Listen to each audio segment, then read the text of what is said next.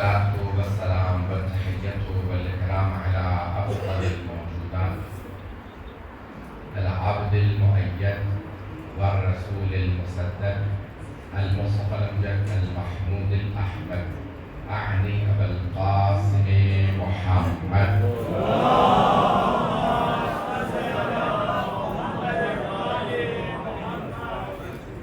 وعلى روحه ونفسه وسهره ووسيله سيد الأتقياء والأصفياء مولى الموالي إمام المتقين علي بن أبي طالب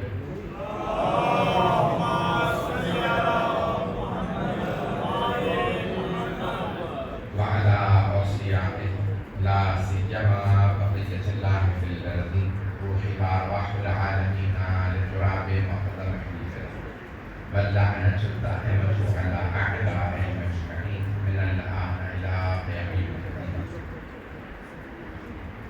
أما بعد فقد قال الله الحكيم في كتابه الكريم بسم الله الرحمن الرحيم قل هذه سبيلي أدعو إلى الله على بصيرة أنا ومن اتبعني صدق الله العلي العظيم. سلام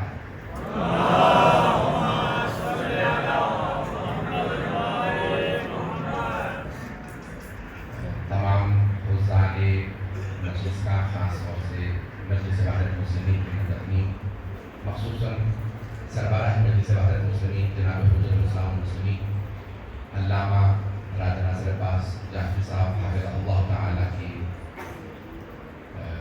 فرمائش تھی جو میرے حکم رکھتی ہے، اس لیے میں حاضر ہوا حضرات کی خدمت میں. جو مجھے موضوع دیا گیا چند عقائد پیش کروں گا، اسے قبول فرما لیجیے گا. سب سے بڑی جو دنیا میں طاقت ہے تبلیغ کی، تشیع کے پلیٹ فارم سے جو تبلیغ کی سب سے بڑی ہمارے لیے وہ خود عزاداری ہے.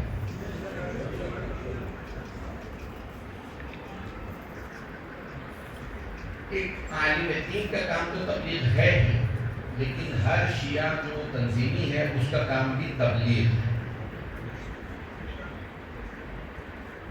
دنیا بھر میں تبلیغات، جسے ایک اچھا لفظ نہیں ہے انگریزی کا، لیکن پیش کر رہا ہوں، اس کو برداشت کیجیے گا، سن لیجیے گا، فوراً نتیجے پہ نہ پہنچ جائے گا. مجھے تھوڑا بولنے دیجیے. مارکیٹنگ، کوئی بھی چیز آپ کو مثال کے طور پہ یہ موبائل لے لیجیے، یہ پنکھا خرید لیں، یہ لائٹ خرید لیں، یہ کمپیوٹر، یہ لیپ ٹاپ، یہ سب مارکیٹنگ ہے. ان میں ہم میں فرق یہ ہے کہ وہ دنیا کو دنیا خریدنا بتا رہے ہیں، ہم آخرت کے لیے دعویٰ.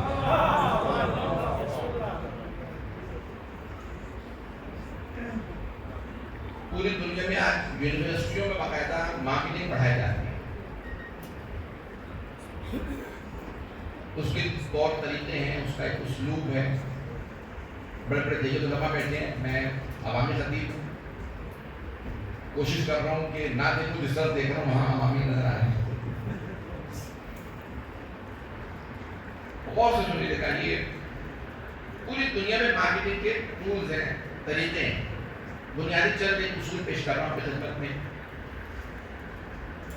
کبھی دنیا کے اندر اشتہار اگر آپ دیکھیں تو اس میں یہ نہیں کہا جاتا یہ چیز خرید لیجیے، اس چیز کو اپنا لیجیے. کبھی ایسا نہیں ہوتا.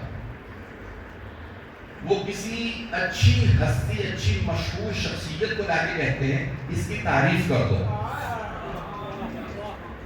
مجھے نہیں معلوم اس کو کتنا زیادہ کھول سکتا ہوں. مثال کے طور پہ کوئی مشہور انکل آ کر کہے گا مجھے یہ مائکرو فون بہت پسند ہے، مجھے یہ فون بہت زیادہ پسند ہے. اب جتنے بھی اس کے پرستار ہیں کہیں گے مجھے بھی یہی فون لینا ہے کیونکہ اس نے کہا ہے یہ اچھا ہے. مولا امین علیہ السلام فرماتے ہیں کہ اگر اللہ کے علاوہ اور کوئی خدا ہوتا نہ اتت کا رسولہ تو وہ بھی اپنے رسولوں کو بھیجتا. یہ اتنے بڑے بڑے انبیاء ائمہ علیہ السلام کا آ کے بس ایک ہی بات دہرانا، لا الہ الا اللہ، دلیل ہے کہ کوئی معبود نہیں سوائے اللہ کے. اچھی شخصیت کا جا کے کہنا کہ رسول خدا کو ایسا مانو، امیر المومنین کو ایسا مانو، لوگ مانتے. ہمارا کام یہ یہ ہے کہ ہم اچھے الفاظ، یہ جو آیت ہے بہت خوبصورت، سورہ یوسف کی آیت نمبر 108 آپ اس کو سن چکے ہوں گے. قل یعنی سورہ یوسف کے اختتام پہ اللہ اپنے حبیب سے، رسول خدا سے فرما رہا، قل ہذہ سبیلی، یہ میرا راستہ ہے، ادعو الی اللہ، میں اللہ کی طرف دعوت دیتا ہوں، علی بصیرت، کس کے ساتھ؟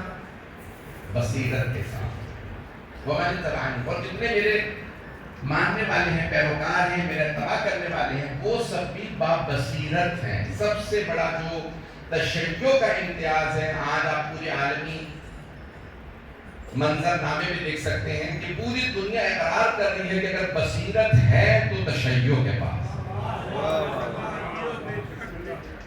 چاہے سیاسی بصیرت ہو، دینی بصیرت ہو، مذہبی بصیرت ہو، معاشرتی بصیرت ہو، تمام کے تمام حالات میں اقتصادی بصیرت ہو، بصیرت ہے تو تشیع کے پاس بصیرت ہے.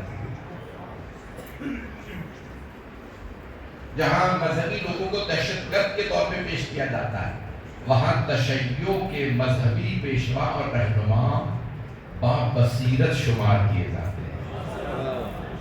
یہ کمال کس کا ہے؟ یہ امام جعفر الصادق کا کمال.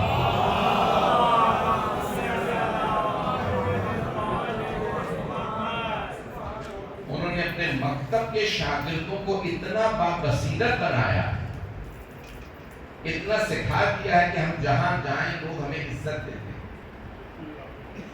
اور ہماری قیادت اور ہمارے بزرگ علماء رہبریت کا یہ کمال ہے کہ انہوں نے پوری دنیا میں ہمیں بصیرت معرفی کروایا. صلاۃ محمد علیہ.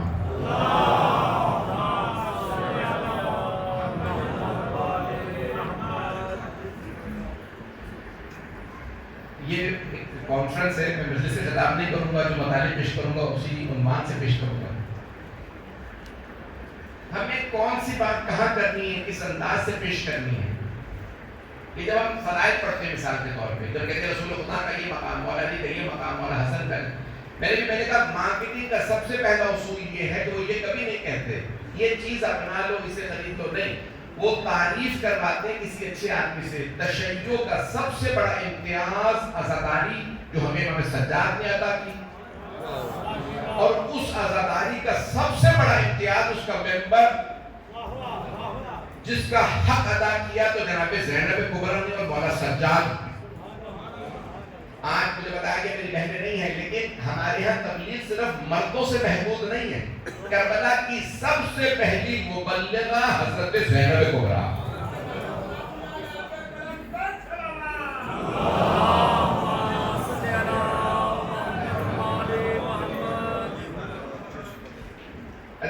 آج ہم اگر پوری دنیا میں دیکھیں تقاضے کیا ہیں تو ہم اس انداز سے پیش کریں گے. جو ہم فضائل پڑھتے ہیں یعنی تعریف کر رہے ہوتے ہیں، فضائل پڑھتے ہیں رسول اکرم صلی اللہ علیہ وسلم، اللہ کی توحید کو بیان کرتے ہیں، یعنی اللہ کی عظمت کو بیان کرتے ہیں، رسول اکرم صلی اللہ علیہ وسلم کی عظمت کو، ائمہ اہل بیت علیہ السلام کی عظمت کو، تو ہم دعوت دے رہے ہوتے ہیں اچھے انداز سے، اچھے اسلوب سے بیان کر کے ان کے راستے کو اپناؤ. تشیع کا امتیاز یہ ہے جب ان کی زندگیوں سے مثالیں پیش کرتے ہیں. آج پوری دنیا تشیع کی طرف متوجہ ہے، موجودہ حالات کی وجہ سے، جنگوں کی وجہ سے، سیاست کی وجہ سے. اور جب میں دیکھتا ہوں کہ ہم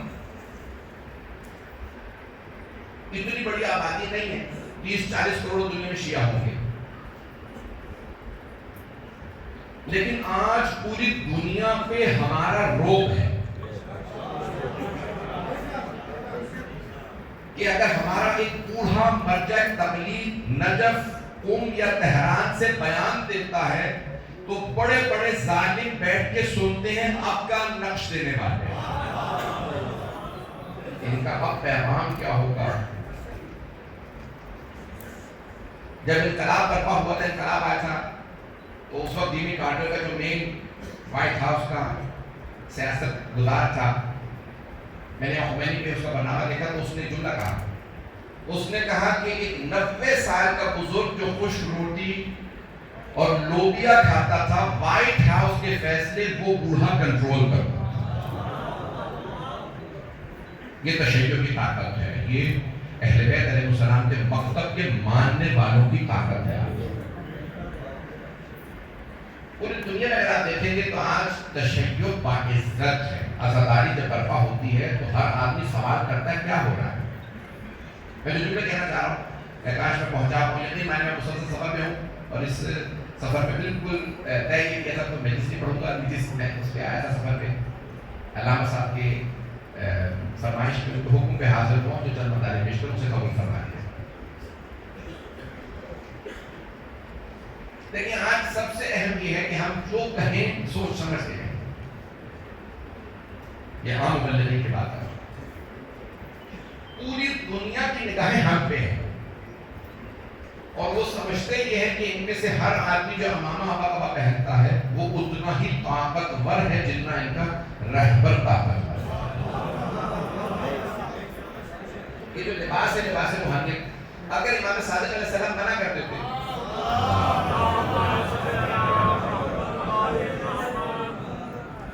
مثال کے طور پہ امام فرماتے کہ بھئی آپ یہ لباس نہیں پہن سکتے، یہ میرے اجداد کا لباس ہے، صرف وہی پہنے کے معصوم امام پہنیں گے، تو ہم کبھی جرأت نہ کرتے پہنتے. لیکن امام نے خود کہا اپنے شاگردوں سے میرے اجداد کے لباس کو عام کرو. میں دنیا کی بڑی بڑی یونیورسٹی میں گیا، آکسفورڈ میں، کیمبرج میں، ڈرہم یونیورسٹی میں، بڑی بڑی یونیورسٹی میں نے جا کے لیکچر کیے ہیں.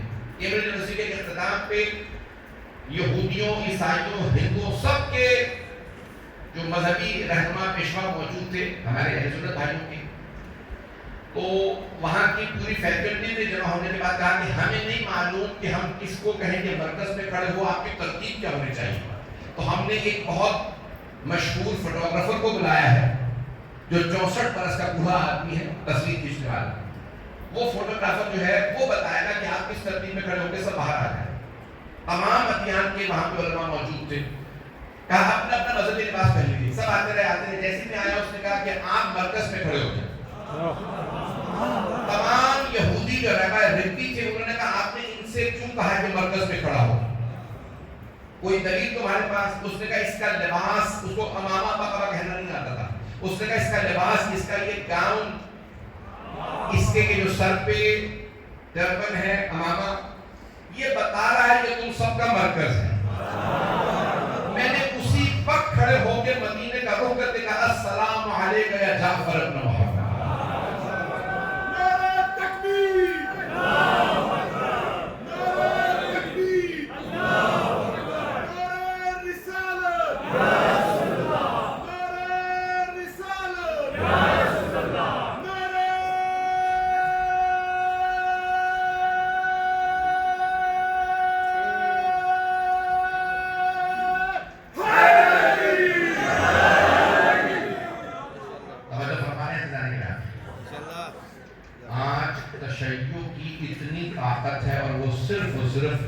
ائمہ اہل بیت علیہ السلام کی عظمتوں کی وجہ سے. سر یونیورسٹی میں گلفرڈ پہ میں ایک لیکچر کے لیے گیا. وہاں پہ کسی نوجوان نے سوال کیا ایک اور شیعہ نوجوان سے، انہوں نے یہ کیا پہن رکھا ہے؟ کہیں نے انگلش آتی ہے، ان سے پوچھ لیجیے. اس نے کہا کہ میری ہمت نہیں میں ان سے بات کروں.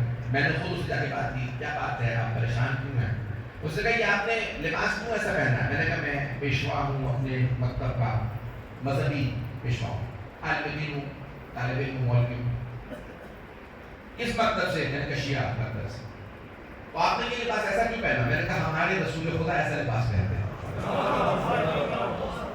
اور آپ جانتے ہیں لوگ نام دیتے ہیں. اس نے کہا محمد ایسے ہی ڈریس پہنتے تھے، یہی لباس. میں نے کہا وہ اسمارٹ تھے، خوبصورت تھے. میں نے کہا کتنے؟ میں نے کہا بہت. اس نے کہا آپ جیسے؟ میں نے کہا نہیں، میں ان کے قدموں کی خاک پہ نہیں ہوں، بہت زیادہ خوبصورت. اس نے کہا آج پہلی مرتبہ میرے دل میں محمد مصطفیٰ کا احترام پیدا ہوا. جس کے غلام ایسے ہوں وہ آقا کیسے ہوں.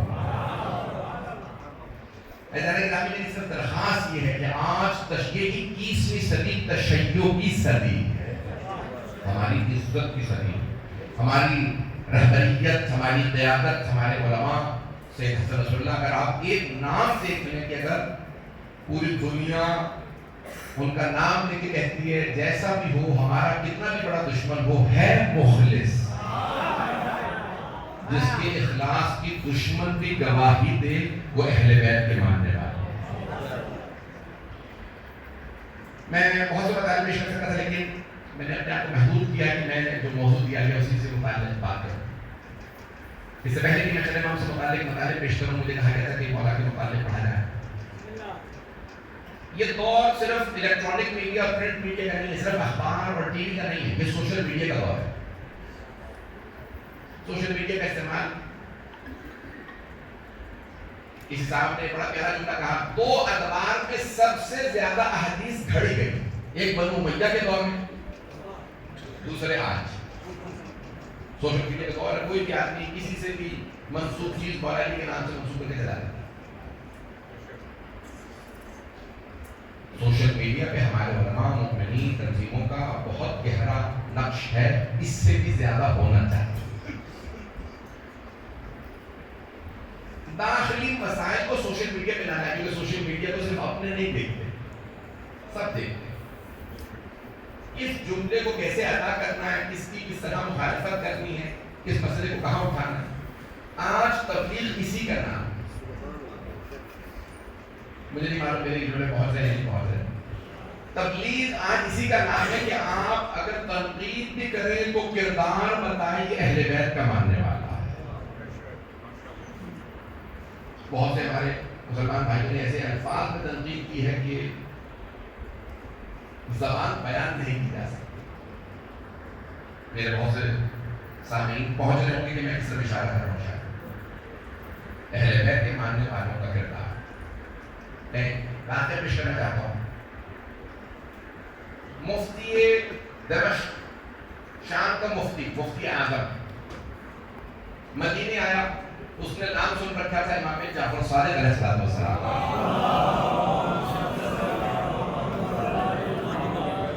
امام کے 4000 شاگرد تھے. اب میں یہ جو پیش کر رہا ہوں اس کو اپنے اللہ سے پیش کروں گا. یہ 4000 الف با نہیں سیکھ رہے تھے. توجہ, کیونکہ میں علماء کے لیے بیان نہیں کر رہا ہوں, میں جو میرے ترتیبی بھائی ان کے لیے بیان کر رہا ہوں. علماء کے لیے میں کچھ نہیں ایسا بیان کروں گا کہ جو مجھے قابل سکھاتا ہوں, تو میں حوصلے سے مثال نہیں دوں گا. الف با پڑھنے والے 4000 نہیں تھے. یہ پرائمری اسکول نہیں پڑھ رہے تھے, یہ سیکنڈری اسکول نہیں پڑھ رہے تھے. حتیٰ یہ پہلی جو اسلام کی یونیورسٹی رسول خدا نے مولا علی نے بنائی, اس کے بعد چھٹے امام کی جو یونیورسٹی مدینے میں ہے, مولا آج کہا جاتا ہے ریسرچ پیپر لکھنا, ایم فل کا یا پی ایچ ڈی کا ریسرچ لکھنا, ریسرچ پیپر. چھٹے امام علیہ السلام 4000 محققین کی تربیت کر رہے ہیں. پتہ نہیں میرا جملہ پہنچا نہیں پہنچا ذرا ہوگا. 4000 محققین کی تربیت کر رہے ہیں. جو واقعہ سن لیجیے شاید اس میں قابل توجہ ہوگا. وہ آیا, اس نے آنے کے بعد مفتی اعظم نے کہا شام کی مجھے جعفر بن محمد سے بحث کرنی. اس انداز سے اس نے نام لیا, سب سمجھ گئے یہ ماننے والے نہیں. امام کے شاگردوں نے کہا ہم سے پوچھ لو, کہ نہیں مجھے جعفر بن محمد علیہ السلام, میں کہہ رہا ہوں علیہ السلام, کہ نہیں مجھے جعفر بن محمد سے ملاقات کرنی, مجھے ان سے مناظرہ کرنا. شاگردوں نے بات کی, بہت سمجھایا, کہ نہیں مجھے جعفر بن محمد سے مناظرہ کرنا. امام کو کہا والا آپ کا کوئی مخالف آیا شام سے, وہ کہتا ہے مجھے آپ سے مناظرہ کرنا. امام تشریف لائے, سلام کیا, اخلاق سے پیش آئے جیسے امام کی عادت, اور اس سے سوال کیا کہ کیا بات ہے, کوئی سوال کرنا ہے؟ نہیں میں آپ سے مناظرہ کرنے آیا ہوں. بننا ہے میرے ساتھ؟ کہا میں مناظرہ کرنے آیا ہوں. امام نے کہا کس موضوع پہ؟ کہا ادبیات عربی پہ. امام نے اپنے شاگرد کو نام لے کے بلایا, سب وہاں پہ حضرت زرارہ, حضرت عمران, حضرت محمد بن مسلم, حمزہ طیار, بڑے بڑے جیت امام کے شاگرد سب موجود تھے. امام نے اپنے شاگرد کو نام لے کے بلایا, کہ ان کے ساتھ بیٹھ کے بات کرنا. نہیں مجھے آپ سے مناظرہ کرنا ہے. امام نے کہا یہ میرا شاگرد ہے, پہلے شاگرد سے بات کرو, تو اس کے بعد میرے پاس آنا. کرنے مجھے شاگرد سے بات نہیں کرنی, مجھے آپ سے. امام نے کہا اچھا پھر سنو, اگر تم نے ان میں سے کسی ایک کو بھی ہرا دیا تو سمجھ لو تم نے مجھے ہرا دیا. جو شاگردوں کو اس اخلاص سے تربیت کرے کہ شاگردوں پہ یقین ہو یہ ہاریں گے نہیں. امام نے کہا ادبیات میں سے کچھ دن گزری کا مجھے جابر بن محمد سے ملنا، پھر واپس آیا، امام نے پوچھا آپ کیا بات ہے، تم نے مناظرہ کیا، کیا ہوا؟ کہا وہ آپ کا شاگرد جیت گیا، یعنی تھا مخالف لیکن ایماندار تھا، وہ آپ کا شاگرد جیت گیا۔ تو امام نے کہا اب کرنے مجھے مناظرہ کرنا ہے آپ سے۔ امام نے کہا آپ کس موضوع پہ؟ کہا مجھے تفسیر پہ، قرآن پہ۔ امام نے کہا حضرت تیار کو بلاؤ، اس سے بات کریں۔ سلام علیکم ورحمۃ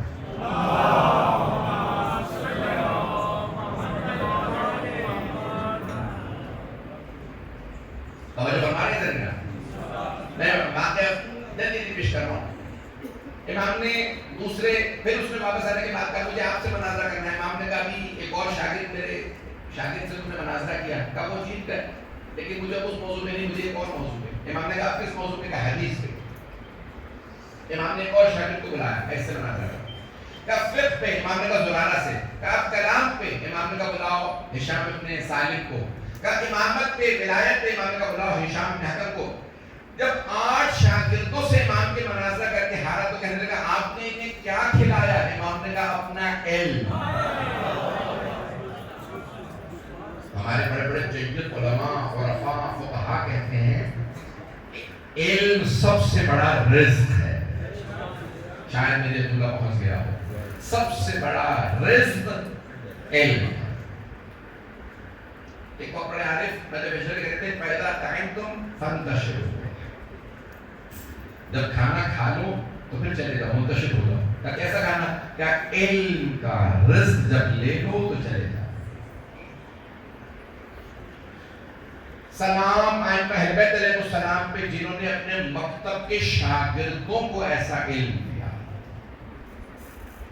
ایک بہت بڑے فقیہ کا جملہ، وہ کہتے ہیں حضرت زرارہ نے شیخ امام کی خدمت میں عرض کی، کہا مولا جب آپ کے بابا پڑھاتے تھے تب آپ بھی پڑھاتے تھے، میں اپنے بابا کے ساتھ، زرارہ حضرت زرارہ نے عرض کی امام کی خدمت رضی اللہ عنہ، کہا اپنے بابا کے ساتھ آتا تھا، آپ کے پاس مجھے 35 سال ہو گئے ہیں حج پڑھتے ہوئے، مولا یہ حج کب ختم ہوگا؟ آپ مجھے مسلسل حج پڑھائے چلے جا رہے ہیں۔ وہ امام نے فرمایا، اچھا امام نے فرمایا، کہا اے زرارہ وہ حج جو حضرت آدم کی خلقت سے 2000 سال پہلے شروع ہوا، تم چاہتے ہو میں 35 سال میں سارا حج پڑھا دوں؟ عزیزان گرامی، آج کسی بھی یونیورسٹی میں چلے جائیے، ایک ایک ڈپارٹمنٹ میں، ایک ایک فیکلٹی میں کئی پروفیسر، کئی اسوسیٹ پروفیسر، کئی لیکچرز پڑھانے والے ہوتے ہیں، اور اگر شاگرد قابل ہو تو وہ پڑھانے سے قاصر ہوتے ہیں۔ ہم نے صرف دنیا میں ایک یونیورسٹی دیکھی ہے جہاں 4000 شاگرد ہیں، 30 سے زیادہ علوم پڑھائے جا رہے ہیں، پڑھانے والے ایک امام صاحب ہیں۔ تمام شاگردوں کی صلاحیت ختم ہو گئی، امام صادق کے علم کا آج تک کسی کو اندازہ بھی نہیں آیا۔ یہ اہل بیت علیہ السلام کا کمال ہے، جہاں پڑھانے والے امام علیہ السلام کی کتنے علوم۔ میں تفصیل میں نہیں جاؤں گا، اگر آج ایک بہت بڑا جو چیلنج ہے وہ ہے نوجوانوں میں کنسنٹریشن سپین نہیں ہے، تمرکز، اپنی توجہ بہت زیادہ دیر نہیں۔ کیوں؟ سارا دن بیٹھے رہتے ہیں گیجٹس میں، فون اور مختلف جو گیجٹس ہیں ان کے، وہ کیا ہو گیا 4 5 منٹ 6 منٹ تک وہ توجہ رکھتے ہیں، اس کے بعد پھر تھک جاتے ہیں۔ اسکولوں میں نہیں پڑھا سکتے، برطانیہ یورپ امریکہ میں بڑی بحث ہے کہ بچوں کا توجہ ان بچوں کی استاد کی طرف نہیں ہوتی۔ توجہ سے سنیے گا میرے جملوں کو، میرا چیلنج ہے پوری دنیا میں کہیں پہ بھی چلے جائیے، وہ تمام بچے جو بچپنے سے عزاداری میں آ رہے ہیں، ان کا کسی بھی بچے کے ساتھ بیٹھ کے مقابلہ کروا لیجیے، ان کا تمرکز، کنسنٹریشن ہر بچے سے زیادہ ہے۔ یہ حسین ابن علی کا صدقہ ہے۔ بڑے بڑے ماہرین نفسیات نے تحقیق کی ہے، جانتے کیوں؟ مجلس میں اس کو سننا پڑتا ہے۔ اس لیے بھی سے کہہ رہا ہوں، وہ بچے جو ٹیلی فون پہ بیٹھے رہتے ہیں ان کو منع کرتے ہیں، فون رکھو سنو۔ میدان گرامی یہ مجالس آپ کو اندازہ ہی نہیں ہے ان کی برکت کتنی ہے، سننا پڑتا ہے۔ تو آئے گا ہمارے مکتب کے بچوں کا علم دوسرے مکاتب کے بڑے بڑے علماء سے زیادہ ہوتا ہے، کیونکہ وہ ممبر سے تمام علماء کی تحقیق کو پورے سال سنتے رہتے ہیں۔ حضرت علی کا سب سے بڑا صدقہ ہمارے لیے یہ علمی خیرات۔ جدید تقاضوں کے مطابق حضرت علی، دیکھیں ہمارے جو بزرگ آئے انہوں نے آ کے حضرت علی اس سرزمین پہ برپا کی، ہر زبان میں نوحانی کی، ہر زبان میں مدارس پڑھی تاکہ مقامی لوگوں کو معلوم ہو کہ یہ تبلیغ کیا کر رہے ہیں، یہ بیان کیا کر رہے ہیں۔ مجھے تو کہا تھا 1 گھنٹے کے لیے، مجھے لگ رہا ہے کہ آپ لوگ سارا دن سنتے رہیں، میں 1 گھنٹہ پڑھوں نہ پڑھوں مجھے جتنا بتائیں کہ اتنی دیر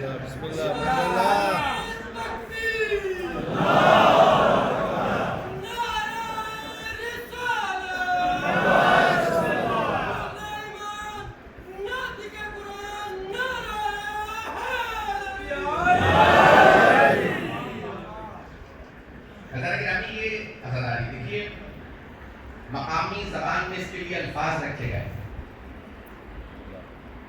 جمع ہونے کی جگہ کو باڑہ کہا جاتا تھا، تو ہندوستان میں اسے باڑہ کہتے تھے کہ یہ کیا ہے، امام باڑہ۔ تو یہاں جمع کیا ہو رہا ہے، امام کے ماننے والے جمع ہو رہا ہے۔ پھر بارگاہ کا لفظ استعمال کیا گیا، اس کی بارگاہ میں جا رہے ہیں امام کی، توجہ۔ بزرگ علماء نے کیا کیا، ہندوستان کی ایک تہذیب ہے، اب یہاں پاکستان کے شاید ہمارے لوگ نہ جانتے ہوں کہ وہاں خواتین جو ہے اگر بیوہ ہو جاتی تھی تو اپنی چوڑیاں توڑتی تھی۔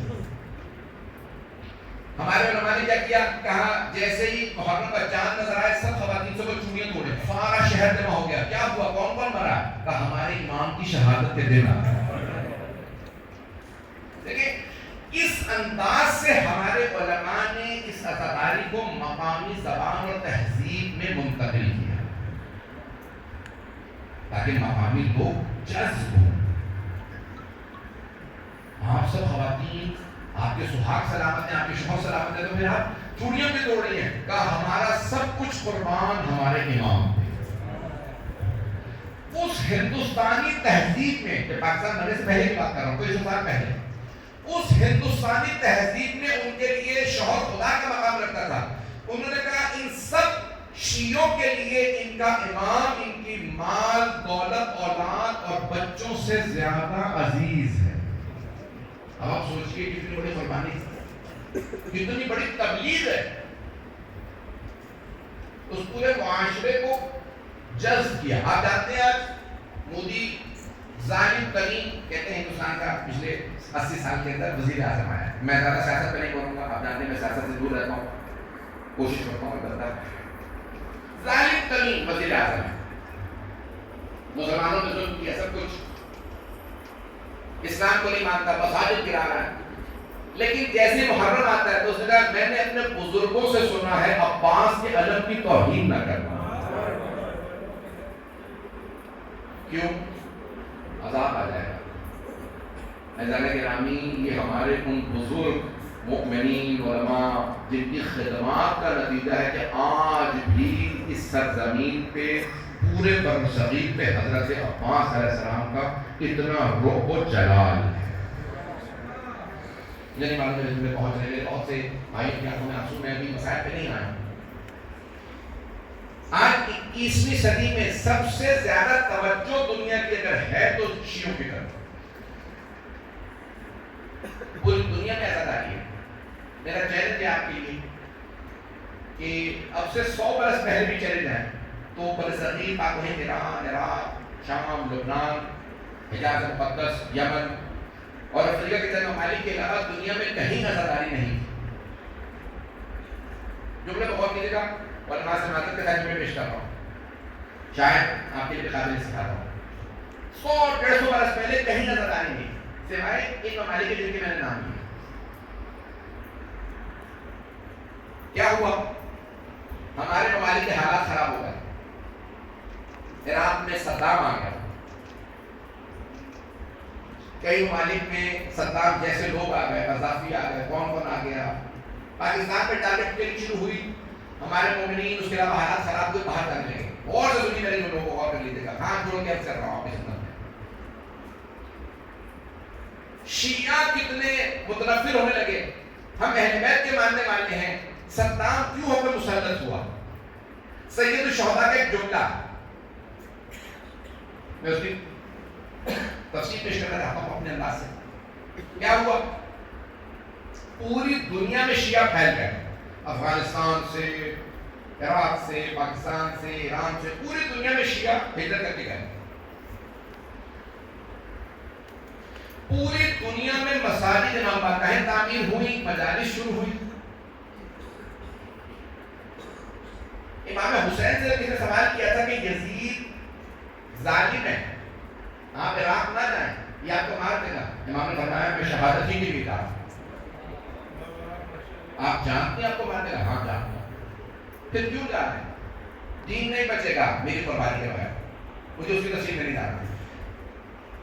یہ جو جملہ ہے اس پہ روحانی بہت زیادہ پیش کرتے تھے اپنے خطاب میں. ان اللہ یؤید دینہ برجل فاسق. اللہ کئی مرتبہ ایک فاسق آدمی سے بھی اپنے دین کی تائید لے لیتا، نہیں پہنچا سکا. یزید ایک فاسق فاجر تھا.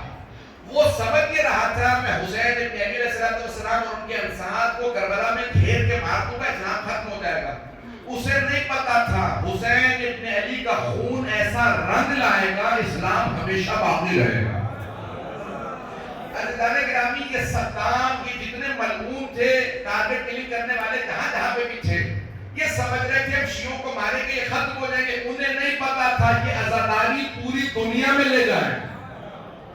آج پوری دنیا میں عزاداری پھیل گئی. 100 سال پہلے بھی ہر جگہ عزاداری نہیں تھی. امریکہ کی ایک سٹیٹ ایسی نہیں جہاں عزاداری نہ ہو. یورپ کا ایک ملک ایسا نہیں جہاں عزاداری نہ ہو. چیلنج دے کے بات کر رہا ہوں، مدارس پڑھ کے آیا ہوں. آپ پیرس چلے جائیے، آسٹریلیا کا کوئی بڑا شہر نہیں، کوئی چھوٹا شہر نہیں جہاں مدارس نہ ہو. نیوزی لینڈ چلے جائیے، چین چلے جائیے، جاپان چلے جائیے، تھائی لینڈ چلے جائیے، دنیا کے کسی ملک میں، افریقہ کے 70 کے قریب ممالک ہیں، ہر ملک میں عزاداری ہے. یہ عزاداری نہ ہوتی اگر ہمارے ملکوں کے حالات خراب نہ ہوتے. حالات خراب ہوئے، شیعہ ہجرت کر گئے. جہاں جہاں ہجرت کرتے گئے پہلا کام کیا کیا؟ امام حسین کی مدارس آ رہی ہیں، محرم آ رہا ہے، مدارس برپا کی گئی. آج پوری دنیا میں تشیع موجود ہے. آج پوری دنیا میں جناب زینب کبریٰ سلام علیہا کا خواب زندہ تعبیر ہے. آج پوری دنیا میں امام صادق کے شاگرد، ان کے مکتب کے شاگرد علماء موجود ہیں. یہ اس عزاداری کا صدقہ جو آپ نے عزاداری کرتا کی ہے. آج میری آپ کی وساطت سے یہاں پہ جبکہ میری بہنیں نہیں ہیں، میری درخواست ہے پاکستان میں میرے پیغام عام کریں کہ خواتین اپنی مجالس نوحانی وغیرہ اس کو سوشل میڈیا پہ پوسٹ نہ کریں. یہ مکتب تشیع کی انہیں کا سبب بنتا ہے. میں اس میں ایک درخواست کروں گا اس کو عام کریں. یہ نہیں جانا چاہیے، نہ ان کی ماتم کی نہ کی یہ ویڈیوز رکنی چاہیے.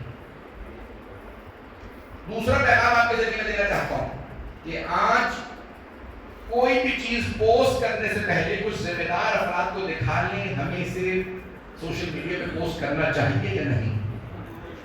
کیا پتا آپ سمجھ رہے ہو مفید ہے اور آپ ضرر کا، نقصان کا سبب بنے.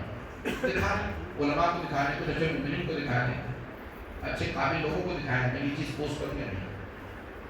تیسری چیز، جس قدر ہو سکے قرآن اور اہل بیت علیہ السلام کا فرمان، بنیاد اسے بنائیں، ہماری باتوں کو بنیاد نہ بنائیں. قرآن اصل ہے، رسول خدا کی حدیث اصل ہے، اہل بیت علیہ السلام کا فرمان اصل ہے. یہ حقیقت ہے. ان سے خطا نہیں ہوتی، ان سے غلطی نہیں ہوتی، باقی ہم سب سے غلطی ہو سکتی ہے. میں تمام پر آپ کو دھیان رکھوں، باتیں بہت سی ذہن میں، لیکن 25 سال پہلے، تقریباً 24 سال پہلے میں جب حج پہ گیا تو مقامی وہاں کے جو مومنین تھے انہوں نے مجھے امام صادق علیہ السلام کے اس مدرسے کی زیارت کرا. اس کی کھڑکیاں دروازے گرا دیے گئے تھے، کھنڈر تھا لیکن خدا کی قسم خوشبو آتی تھی. اس کھنڈر سے خوشبو آتی تھی. یہ پتہ چلتا تھا یہاں امام معصوم پڑھاتے رہے. سب سے بڑی عظمت امام صادق علیہ السلام کی یہ کہ انہوں نے کبھی کسی کو روکا نہیں. تم میرے ماننے والے نہیں ہو، میرے درس میں نہیں آ سکتے. سب کو آنے دیا. یونان کے بڑے بڑے فلاسفہ امام کے پاس پڑھنے آتے. میں اعتماد کر رہا ہوں احمد کو. یہاں تک کہ ایک فلسفی نے کہا کہ مجھے کوئی خدا پہ دلیل دیجیے. اس کے ساتھ ایک طبیب بھی تھا. کیا کرتے ہو؟ میں پرندوں جانوروں کا علاج کرتا ہوں. توحید مفضل میں دیکھیے امام علیہ السلام نے کن باریکیوں سے توحید کو بیان کیا ہے. وہ کہنے پہ مجبور ہوا کیا آپ بھی ڈاکٹر ہیں؟ کیا آپ بھی طبیب ہیں؟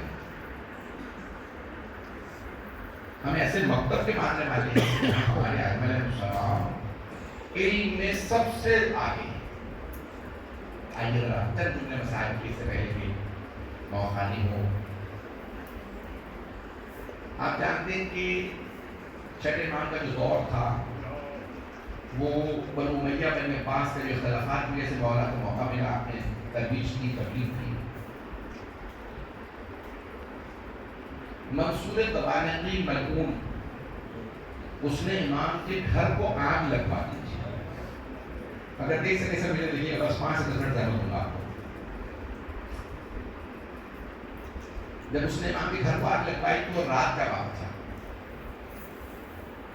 مدینے میں امام کے گھر کو آگ لگی. امام کے سارے خادم آگ بجھانے لگے.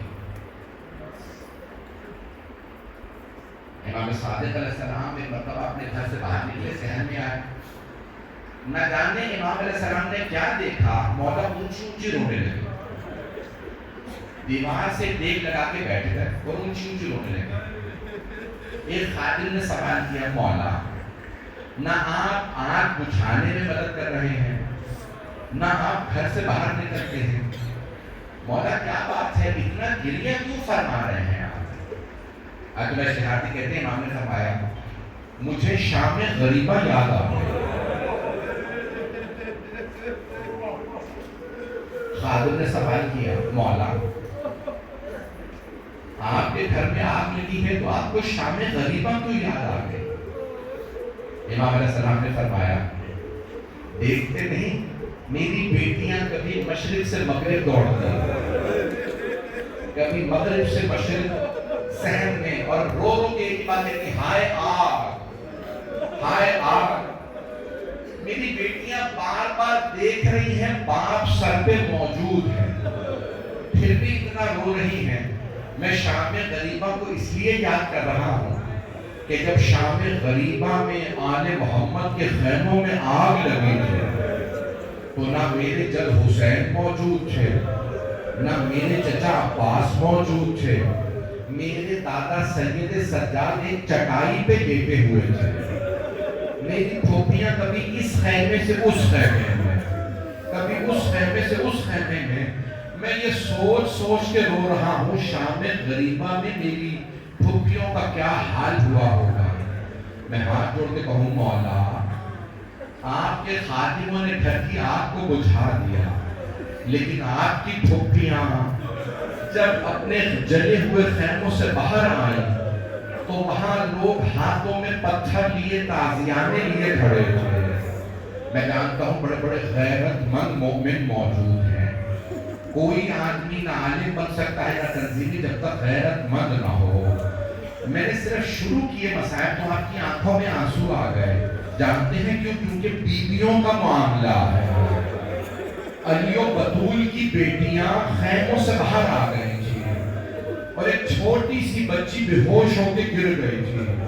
جب اس بچی کو ہوش آیا تو اس بچی نے ایک مرتبہ آواز دے کے کہا پھوپھی اماں اگر ہو سکے مجھے چادر دے دیجیے. تو جناب زینب نے کہا امت کی مثل کی، آپ کی پھوپھی بھی آپ کی طرح بغیر چادر کے ہے. اجرکم اللہ، اجرکم اللہ. میں تو بھی وسائل پڑھنے والا تھا. رونے میں بخل نہ کیجیے گا. امام صادق نے مجالس کو برپا کیا. آج ہاتھ جوڑ کے باتیں پڑھوں. مرحوم عبداللہ نظری منفرد کا ہی ہے، اللہ ان کی حفاظت ہمارا ہے. زندہ ہے ابھی مجھے نہیں معلوم. اس وقت بہت بزرگ تھے. ان کا جملہ ان کی کتاب میں موجود ہے کہ چھٹے امام علیہ السلام نے ایک مرتبہ کوئی چاہنے والا آیا. اس نے سوال کیا مولا آنکھوں میں اتنے آنسو کیوں ہیں؟ امام نے فرمایا تمہیں نہیں معلوم محرم شروع ہو چکا ہے، میرے جد کی شہادت کے ایام ہیں. کہا مولا میں آپ کو آپ کے جد حسین کا پرسہ پیش کرتا ہوں. امام نے اس کی طرف دیکھا تھا، تمہارے بابا اشعار کہتے تھے، شعر کہہ لیتے تھے، آپ نے بھی کبھی کوئی شعر کہا؟ ہاں مولا میں نے شعر کہا۔ کہ میرے جد حسین کے لیے بھی کوئی شعر کہا؟ آپ مرثیہ پڑھتے ہیں نا، دوڑا پڑھتے ہیں سراکی میں، پنجابی میں، کہا ہاں مولا میں نے مرثیہ کہا۔ امام نے کہا مجھے مرثیہ سناؤ۔ جیسے وہ کھڑا ہوا نا کچھ اشعار پڑھنے کے لیے، مسائل پڑھنے کے لیے، امام نے کہا ابھی رک جاؤ، ابھی نہ پڑھنا۔ امام نے خادمہ کو آواز دی، کہا یہاں پردہ کھینچ دو۔ پھر امام نے کہا میری ماں سے کہو کہ مجلس ہونے والی ہے، میرے دادا حسین کے مصائب ہونے والے ہیں۔ پھر امام نے اسی خادمہ سے کہا میری بیٹیوں سے کہو مجلس ہونے والی ہے، میری زوجہ سے کہو مجلس ہونے والی ہے، میری بہنوں کو سب کو بلا دو۔ پردہ کھینچا، امام کا گھر تھا، گھر کے صحن میں امام بیٹھے ہیں۔ جیسے امام نے دیکھا نا امام کی والدہ تشریف لے آئی، امام کے ساتھ آ کے بیٹھی پردے کے پیچھے، امام نے فوراً پڑھنے والے ذاکر سے کہا مصائب پڑھو، میری ماں آ گئی۔ امام کی والدہ کا نام کیا ہے؟ ام فروا، حضرت ام فروا بنت قاسم۔ وہ جو مصائب پڑھنے والا ذاکر تھا وہ امام کی والدہ کے خاندان سے تھا۔ اس نے مرتبہ مصائب پڑھنا شروع کیے۔ اب میں شعر پڑھوں گا بس ایک، مصائب پڑھتے پڑھتے اس نے جملہ کہا، نہ جانے کیا جملہ کہا کہ مولا حسین گھوڑے سے گرے کیسے تھے، بس گرنے کا ذکر کیا۔ روایت کے الفاظ ہیں امام صادق کی والدہ حضرت ام فروا کو اونچی اونچی رونے لگا۔ جب امام کی والدہ کی آواز بہت بوڑھی تھی، بزرگ تھی، جب آواز گریہ بلند ہوا نا، اگر میری طرف دیکھ سکے تو دیکھیے گا، نہیں تو آنکھیں بند کر کے مدینے چلیے گا۔ امام کی والدہ کا گریہ بلند ہو گیا، آواز بلند ہوئی۔ وہ امام کی ظاہراً والدہ کا بھانجا یا بھتیجا تھا، اس نے ایک مرتبہ امام کی والدہ کو آواز دی، اے ام فروا اگر آپ زیادہ روئیں گی تو آپ کا بیٹا آپ کو گلے لگائے گا، آپ کے آنسوؤں کو صاف کرے گا۔ آپ کے بیٹے امام صادق آپ کو کہیں گے اماں اور گریہ نہ کیجیے، لیکن اے ام فروا جب آپ کی پھپھیاں زینب اور ام کلثوم روتی تھی، شبر انہیں تازیانے مارتا،